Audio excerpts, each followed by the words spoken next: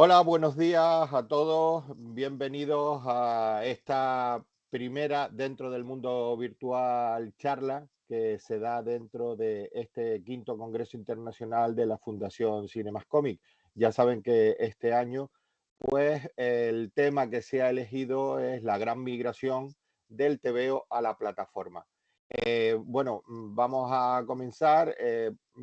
En principio, voy a dar los agradecimientos de rigor, pues sobre todo a la Fundación Cinemascomic, que es la que ha iniciado o ha desarrollado este congreso, ¿no? Para buscar, junto con otras universidades, pues darle ese carácter académico que muchos siempre hemos hecho en falta a que se le diera al cómic y que últimamente pues se está consiguiendo en muchos ámbitos.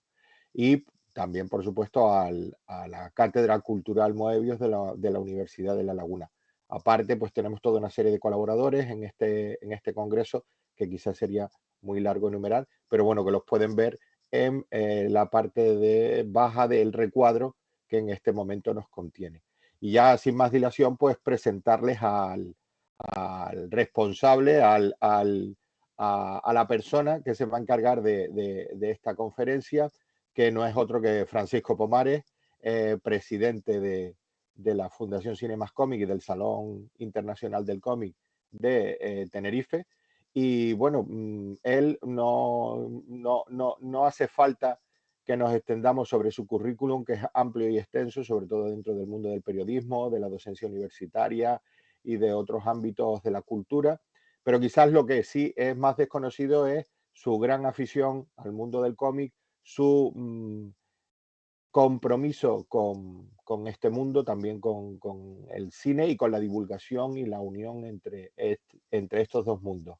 Además, es un tintinólogo convicto y confeso, con lo cual pues no es muy de extrañar el tema que ha elegido para esta charla, que va a versar sobre los paisajes en el mundo de Tintín, sobre los ámbitos en los cuales se mueve. Y bueno, esperamos que la disfruten y que simplemente pues continúen con nosotros en estos 2 días en los cuales pues van a seguir desarrollándose una serie de charlas, conferencias y también, como no, pues la presentación de todas las ponencias que se han presentado para este quinto congreso. Sin más, pues les dejo con Francisco Pomares y con su charla sobre Tintín.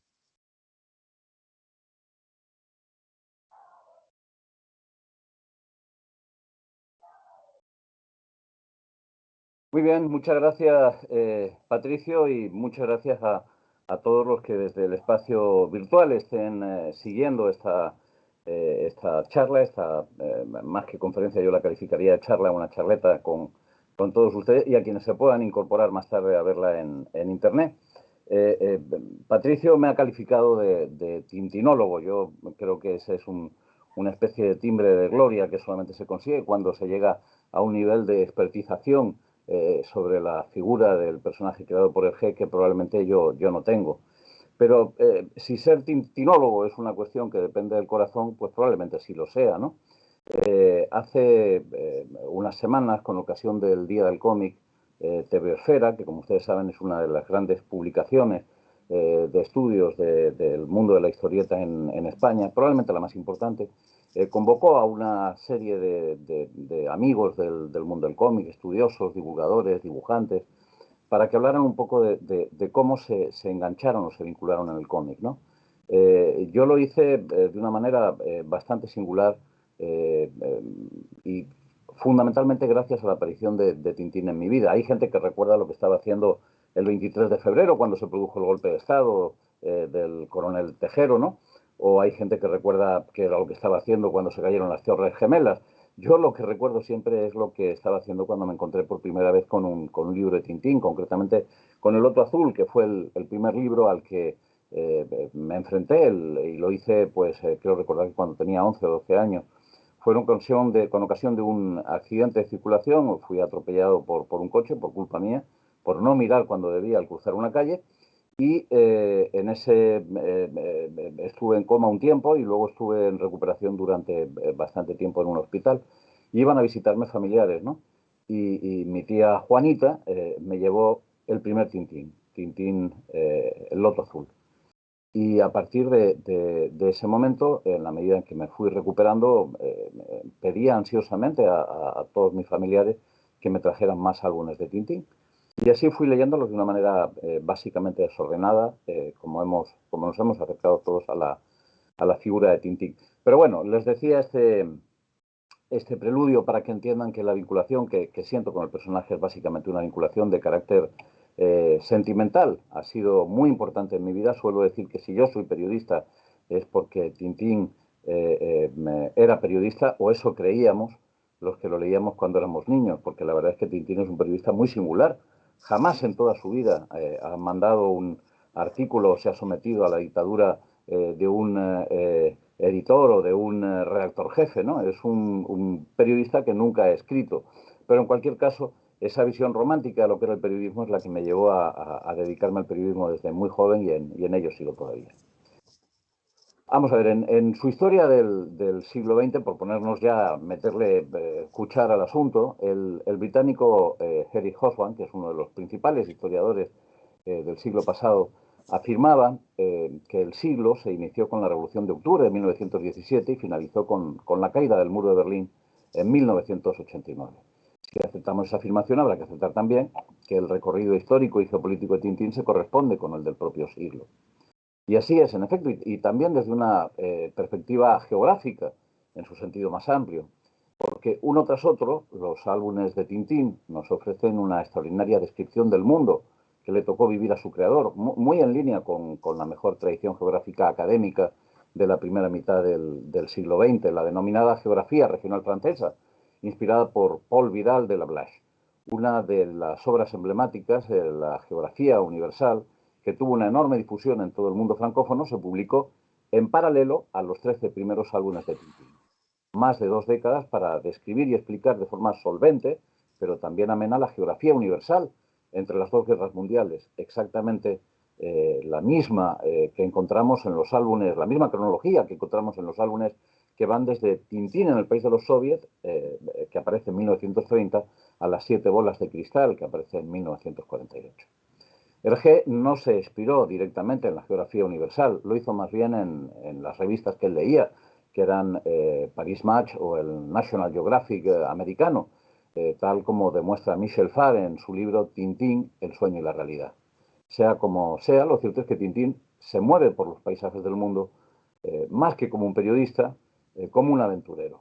Viaja por los 5 continentes, utiliza todo tipo de sistemas de transporte y describe la geografía física y humana de las regiones que visita, pero también de las regiones en las que vive.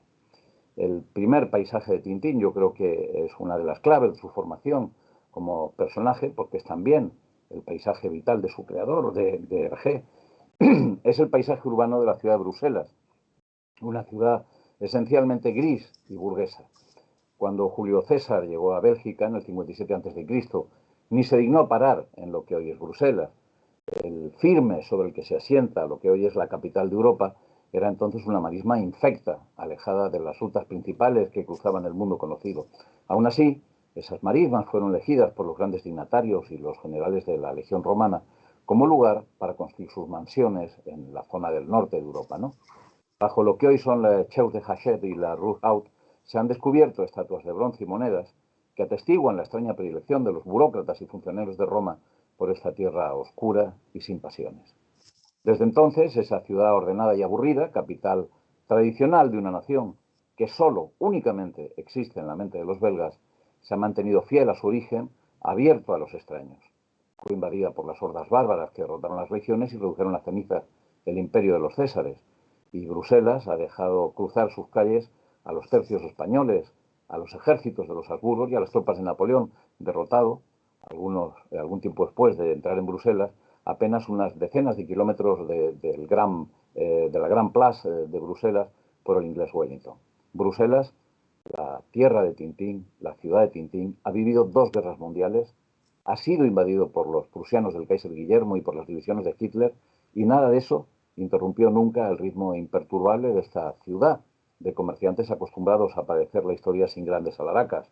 Pasaron los ejércitos sin detenerse demasiado y ningún general o guerrero victorioso estableció en Bruselas su corte. La verdad es que no encontraron en Bruselas nada especial. Para explicar que hoy sea la capital europea, hay quien dice que la aburrida Bruselas es la capital que es precisamente por ser la ciudad del compromiso. Lo ha demostrado superando durante siglos el constante pulso entre las comunidades valona y flamenca y soportando con resignación oportunista el paso de unos y de otros. Pero hay también quien asegura que, siendo cierta la capacidad bruselense para el equilibrio y para el diálogo, para el pacto y para el acuerdo, Bruselas fue elegida para convertirse en el centro de Europa que andamos construyendo a golpe de directivas por ser la más antigua de las ciudades europeas. Las grandes ciudades del continente se asientan alrededor de la catedral, símbolo del poder eclesiástico, o del Palacio Real, símbolo del poder del soberano. Pero en la muy católica y muy monárquica Bruselas, los grandes edificios y los monumentos han sido siempre los de la administración y los del dinero. Con su arquitectura burguesa y laica, Bruselas es la prueba urbana de que la burocracia y el negocio son la nueva cultura del mundo. Y tres de los mejores álbumes de Tintín sitúan parte de su acción en la capital de los belgas, sin duda la ciudad que mejor conocía Hergé, lo cual no impide que en un momento u otro de cada aventura los personajes se desplacen a cualquier otra parte del mundo. El plácido y suave paisaje que uno puede encontrar entre el río Loira y la región de Bruselas es el de El secreto del unicornio, publicado en 1943, de su continuación El tesoro de Rachman el Rojo, en 1944, y de la obra cumbre de Hergé, Las joyas de la Castafiore, publicado en 1963. También es el paisaje de la inacabada El arte alfa. Pero en Bruselas se inician también la mayor parte de las aventuras tintinescas. Bruselas es el paisaje del que Tintín escapa para vivir fuera de la grisura y en el que se refugia siempre a su regreso. Desde El cangrejo de las pinzas de oro, en todos los álbumes el argumento parte, se desarrolla o concluye, acaba, en el castillo de Moulinsart, la elegante residencia del capitán Haddock, réplica del castillo de Cheverny. Libre Tintín de tener que trabajar, de tener que dedicarse a ese oficio en el que nunca le vimos ocupado, el de periodista, tras haber descubierto el tesoro de Rachman el Rojo, es invitado a vivir como huésped permanente, huésped continuo, en Moulinsart, junto al capitán Haddock, ya jubilado, y el profesor Tornasol, completamente sordo. Tintín pasa todo su tiempo con sus amigos. Su base en Moulinsart es la consecuencia lógica de la búsqueda del unicornio, buque de guerra de la armada de Luis XIV, comandado por un antepasado, el capitán Haddock, el caballero Francisco de Ajadoque.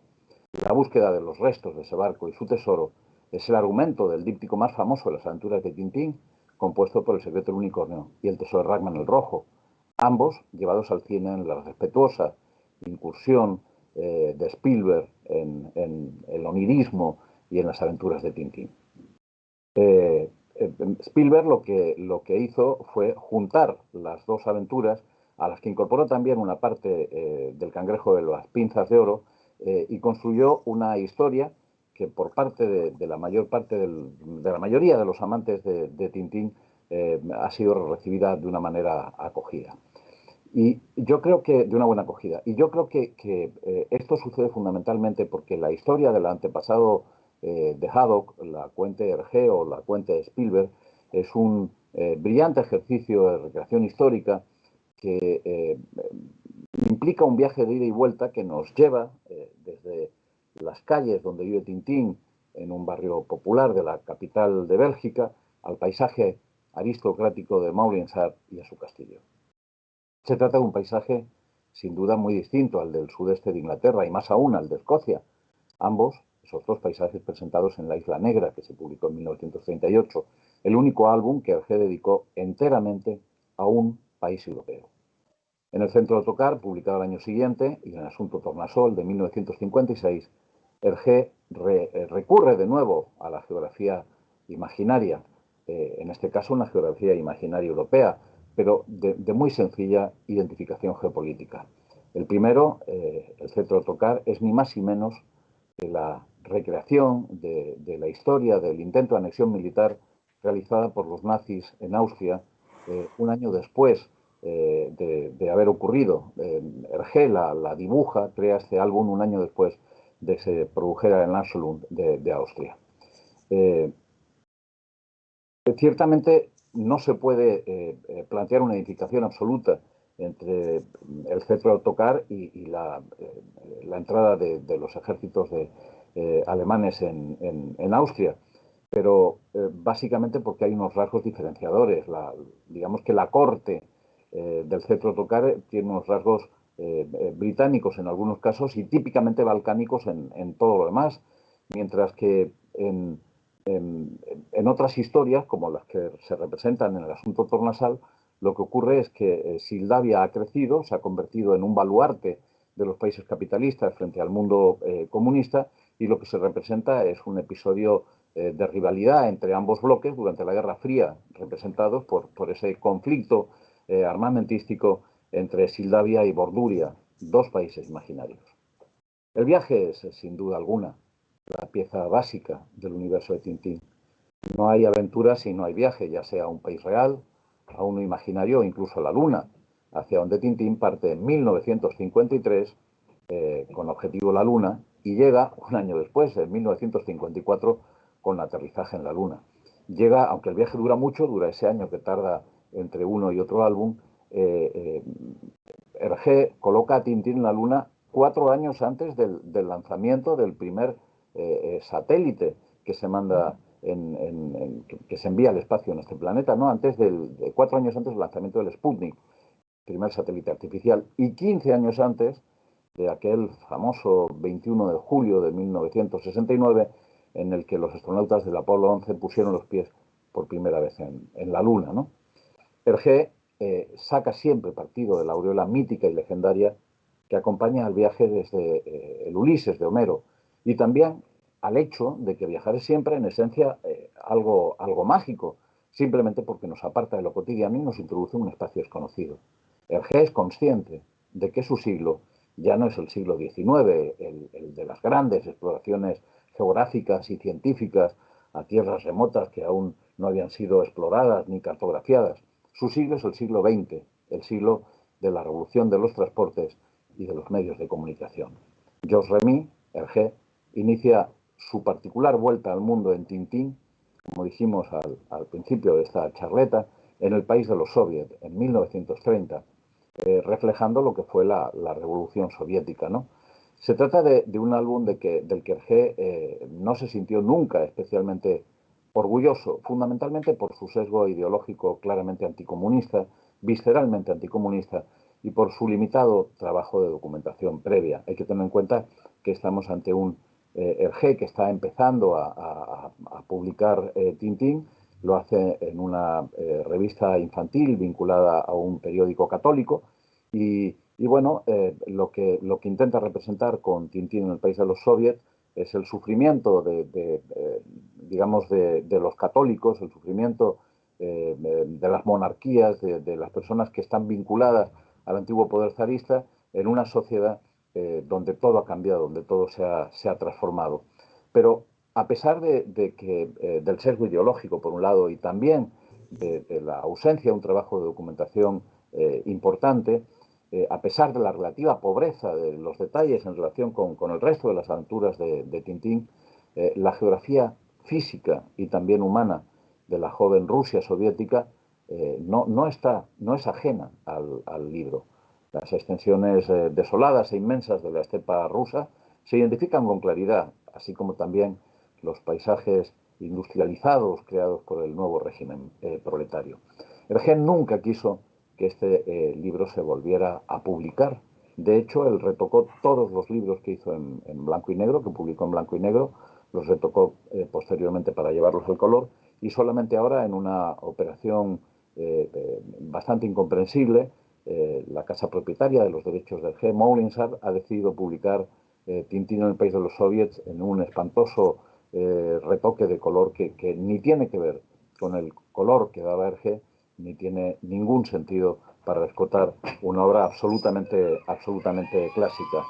No es de extrañar que el segundo gran viaje de Tintín sea África, puesto que este seguía siendo el continente más enigmático para los europeos y el que centró la atención de la mayoría de las sociedades geográficas, como ya dijimos, muy activas aún en los años 30 y 40 del siglo XX. Por otra parte, cuando Hergé publica Tintín en el Congo en 1931, aún no había llegado la descolonización y Bélgica seguía siendo una de las metrópolis europeas con más intereses en el continente.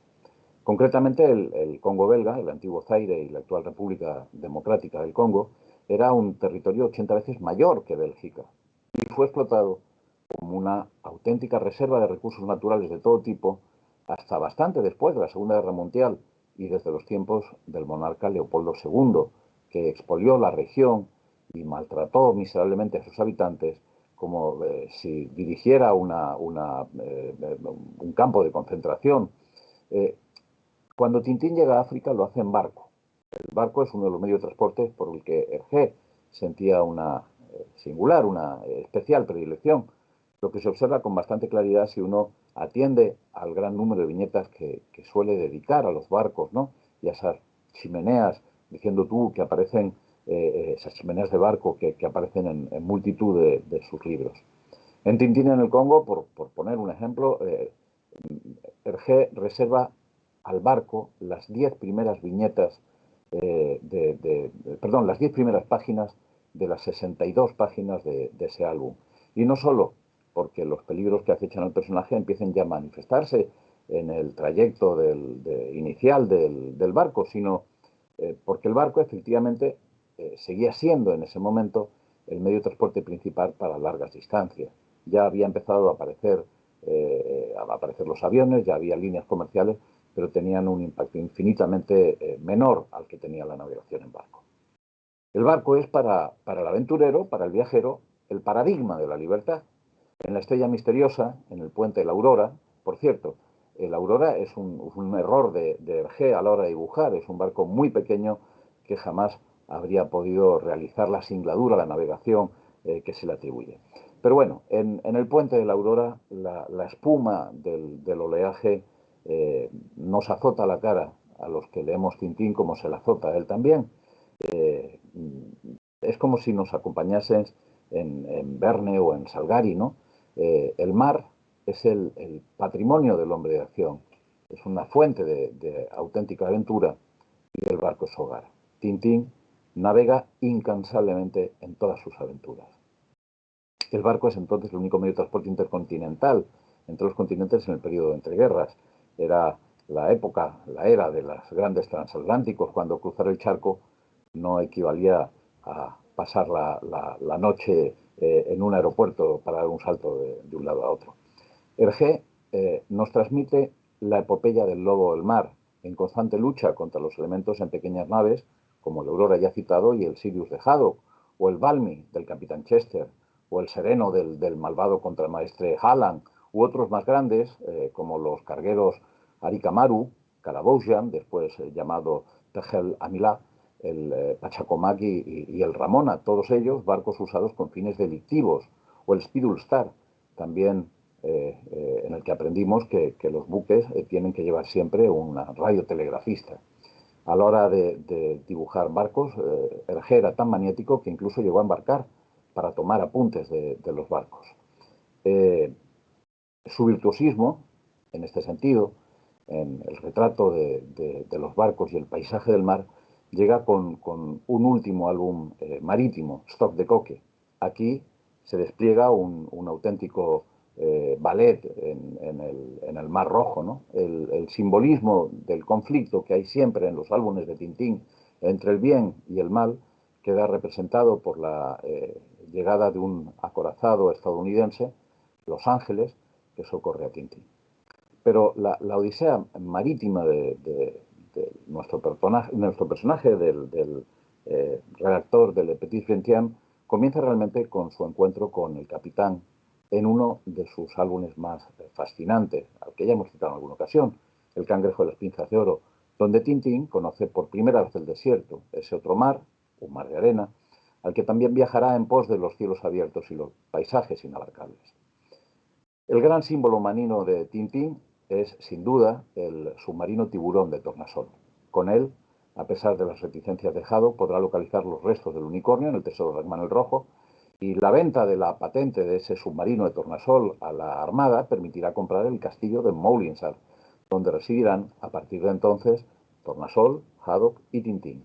Al sumergible de Tornasol le acompañarán otros dos submarinos, ambos en stock de coque, el U-Boat de Kurt y el mini submarino en el que huye el malvado Rastapopoulos, que nos recuerda al pequeño submarino de Emilio Largo en la Operación Trueno de James Bond. La geografía americana, también inagotable, se nos presenta en varios volúmenes. Tintín en América, de 1932, La oreja rota, del 37, El templo del sol, del 49, y Tintín y los pícaros, de 1976.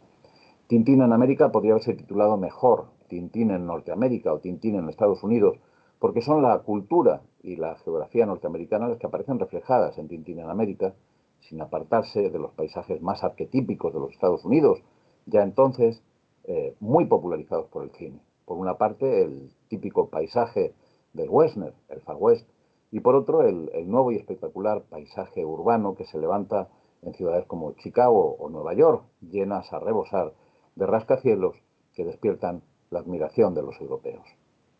Desde mi personal punto de vista, es en el segundo paisaje, en el paisaje de las ciudades en el que G demuestra su absoluta genialidad. Las viñetas que ilustran su estancia en Chicago son realmente extraordinarias y como botón de muestra resaltaría una muy emblemática que es la del rascacielos en el que se hospeda Tintín inspirado en el Channing Building, así como las correspondientes a los paisajes urbanos nocturnos siempre controlados por temibles gángsters, ¿no? El paisaje del western, en cambio, es algo simplista, especialmente en la versión coloreada de 1945, en el que el verde centroeuropeo y atlántico que utilizó para resaltar la vegetación no pega en absoluto con los cactus típicos de regiones áridas y semidesérticas, ¿no? Bueno, salvan la situación en Tintín en América, especialmente en las viñetas vinculadas al oeste, que ocurren en el oeste, las excelentes viñetas en las que el protagonista de la acción es el tren, y también aquellas en las que Tintín encuentra petróleo por casualidad, circunstancia que aprovecha ya entonces para criticar la marginación a la que están sometiendo, a la que se está sometiendo a los indios, cuya cultura Hergé admiraba desde la época en que había sido de joven Boy Scout. En La oreja rota y más tarde en El templo del sol se desplazará hasta América del Sur. En el primer caso, cambiando el nombre de los dos países a los que hace referencia, Bolivia y Paraguay, y en el segundo, sumergiéndose a fondo en el peculiar paisaje de los Andes. En Tintín los pícaros, la penúltima de sus historias, Hergé, casi 30 años después del Templo del Sol, vuelve de nuevo a América del Sur como si una despedida se tratara. En La oreja rota, Hergé recrea por primera vez países imaginarios, a pesar de que nos da pistas muy evidentes para que nos situemos en el cono suramericano, concretamente en las tierras del Gran Chaco, objeto de una violenta disputa entre Bolivia y Paraguay entre 1932 y 1935. Bolivia es convertida por Hergé en San Teodoros y su capital La Paz en Los Dópicos. Por su parte, Paraguay pasa a denominarse Nuevo Rico y Asunción, la capital, pasa a llamarse San Fación. En Tintín y los pícaros, los personajes de Hergé se moverán de nuevo por la geografía imaginaria sudamericana, combinando unos paisajes naturales en los que la selva, es transitada por los indígenas, los guerrilleros que recuerdan el imaginario castrista y guevariano y algunos turistas despistados. Es curioso observar cómo Hergé nos remite a una realidad geográfica y a unos conflictos geopolíticos muy concretos, muy reales, sirviéndose en estos dos álbumes de un universo geográfico totalmente imaginario. Hergé sabía que la ficción y la insinuación servidas en dosis adecuadas pueden llegar a remitirnos de manera rápida y eficaz a la realidad más cruda. En cambio, en El templo del sol, segunda parte de la aventura iniciada en Las siete bolas de cristal, 1948, volvemos a la geografía descriptiva más convencional, hasta el punto de que la primera viñeta del álbum es un mapa de América del Sur en el que se señala Perú, el país andino que acogerá la nueva aventura. La orografía, la vegetación, la fauna y el clima, tanto del Perú andino como del Perú selvático amazónico, se muestran con todo lujo de detalles, sin que ello reste ningún protagonismo a la geografía cultural de raíz inca o a la impronta española, muy visible en la arquitectura colonial, perfectamente reconocible. El mundo árabe está representado en Los cigarros del faraón, publicado en 1934, en El cangrejo de las pinzas de oro, de 1941, en Tintín en el país del oro negro, del 50, y en Stock de Coque, de 1958. El orientalismo europeo, siguiendo aquí a Edward Said, fue siempre muy centrado en el arabismo, y tampoco Hergé escapa al influjo de la cultura árabe, y menos aún uno de sus paisajes más atractivos, el desierto. El occidental asocia el desierto a lo desconocido y lo infinito, y por ello mismo ese paisaje peculiar le excita la imaginación de una manera singularmente especial. Como no podía ser de otra manera, los amarillos, los ocres, los sepias, junto con el azul radiante del cielo, son los colores dominantes de esos paisajes en los volúmenes dedicados al mundo del desierto. Hergé, sin embargo, va un poco más allá de la fascinación que le despierta el paisaje para entrar de lleno en el contexto geopolítico de la zona. Siempre hace eso. Y muy especialmente en los conflictos que ya se avecinan y que todavía hoy marcan buena parte del panorama político y económico internacional. Me refiero al control de las reservas de petróleo y al conflicto árabe-israelí, que aparece en las primeras versiones de sus álbumes para desaparecer, probablemente en aras de una cierta corrección política, en las siguientes. Hergé sitúa en Asia dos de sus álbumes que son además mis álbumes preferidos. El Loto Azul, de 1936, y Tintín en el Tíbet, de 1960, muy separados en el tiempo y referidos a dos espacios geográficos radicalmente distintos, pero protagonizados ambos por uno de sus mejores amigos, un amigo real, Chang. El personaje Chang aparece en El Loto Azul, se convierte en amigo de Tintín y vuelve a aparecer de una manera muy misteriosa en las últimas páginas de Tintín en el Tíbet, pero está presente durante todo el álbum porque Tintín en el Tíbet se trata fundamentalmente de una búsqueda de Chang, perdido en las montañas del Himalaya. El primero de los álbumes, El Loto Azul, muestra de una manera muy clara la fascinación del autor por la cultura y la geografía chinas y no rehúye analizar, estudiar el trágico episodio de la invasión japonesa de Manchuria y el establecimiento de un protectorado japonés, preludio a los años de estabilidad en Extremo Oriente que llegarían hasta el final de la Segunda Guerra Mundial, cuando Mao Zedong se hace con el poder en China. En El Loto Azul puede decirse que aparece por primera vez de una manera continua, constante, el Hergé adulto y de alguna manera el Tintín que nos ha enamorado, que nos ha hecho acercarnos de una manera intensa a ese personaje. Como suele ser habitual en todos sus álbumes, Tintín llega a China en barco y ya en su primer destino, Shanghái, se reproduce el paisaje urbano de China con toda suerte de meticulosos detalles, tanto en las concurridas calles principales como en la periferia urbana. Se ha hablado poco, por otra parte, de los paisajes nocturnos tintinescos, ya los citamos al referirnos a Chicago. En El Loto Azul abundan y son de una extraordinaria belleza y sensibilidad. En Tintín en el Tíbet, de 1960, es donde más se percibe la influencia de la revista National Geographic, que por aquel entonces ya había dedicado muchos artículos al Himalaya en general y al Tíbet en particular, y a la que el autor Hergé estaba suscrito. La revista del marco amarillo siempre fue fundamental para Hergé. Era uno de sus elementos de documentación favoritos, preferentes. Hergé dibuja en Tintín, en el Tíbet, unos paisajes nevados absolutamente extraordinarios, nada monótonos, casi cinematográficos, en los que además se percibe de manera mucho más clara que en otros álbumes de Tintín su evidente interés por la meteorología a través del frío, las tormentas de nieve o el viento gélido. Convendría señalar que Hergé no se olvidó de las regiones marginales del planeta, los casquetes polares y sus aledaños, y también Oceanía, en concreto las islas perdidas en el Pacífico entre Indonesia y Australia. En efecto, con la excusa de investigar la caída de un meteorito, Tintín penetra en el Círculo Polar Ártico, en La Estrella Misteriosa, publicada en 1942, y en Vuelo 714, para Sydney, publicada en 1968, se nos acerca a la geografía de los míticos mares del sur, con una viñeta final anunciando la salida de un vuelo con destino a Sydney, en el que el lector no podrá subir. Hasta aquí los paisajes de Tintín en pleno corazón del siglo XX. Se trata, la obra de Hergé, de una auténtica lección de geografía universal, física y también humana, que ha seguido miles de lectores de todas las edades y condiciones. Con apenas 23 álbumes y medio, y digo lo de medio por el último de sus álbumes inconclusos, las aventuras de Tintín siguen siendo hoy el mejor fresco sobre los paisajes de la geografía y de la política del siglo XX. Millones de agradecidos y entusiastas lectores lo atestiguan. Muchas gracias.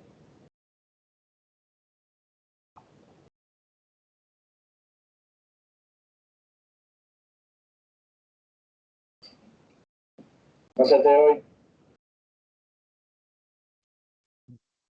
Ahora, perdonen que creo que estaba el micrófono en silencio y... No, yo creo que lo que te pasó es que te quedaste dormido con la charla. No, pues la he escuchado completa, o sea que en ese sentido la vamos bien. Y bueno, pues simplemente agradecer la charla que nos has dedicado. Y bueno, y todo este recorrido, este amplio recorrido por los paisajes de Tintín, que tú insistes en no definirte como tintinólogo, pero yo eres la persona que conozco que más se acerca a ese perfil del estudioso de la obra de Hergé, no solo porque sabes un montón sobre todo este tema, sino que también pues, por esa cercanía, por ese afecto que le tienes al personaje y al autor. Y bueno, pues simplemente recordarles a todos los que nos están o que han asistido a esta estupenda charla que las actividades del quinto Congreso Internacional de la Fundación Cinemascomic continúan, que bueno, tenía yo por aquí el programa, pero simplemente recordarles que a partir de ahora pues se van a seguir desarrollando la charla. Y también la presentación de las ponencias presentadas al Congreso, simplemente recomendarles pues esta tarde a las 6 que tendrá lugar una conferencia por el profesor de la Universidad de La Laguna, catedrático Fernando Iturrate, y bueno, y también pues seguirán las actividades mañana miércoles, y el jueves pues será la última actividad, que además será una actividad presencial, que es la proyección en el TEA, en el Tenerife Espacio de las Artes, de la película Perfect Blue, con una charla debate posterior. Así que nada, pues los agradecimientos que en un principio empezamos a hacer, pero que no completamos, pues a la Fundación Cinemascomic, a la Cátedra Cultural Moebius de la Universidad de La Laguna, por supuesto al Cabildo de Tenerife y a Simpromi, a Tenerife Violeta, al TEA, al CADEC y al Instituto de Estudios Canarios, donde ayer pues se inauguró este congreso. Y nada, simplemente pues que continúen atentos a este canal y que sigan disfrutando de este congreso. Gracias y buenos días.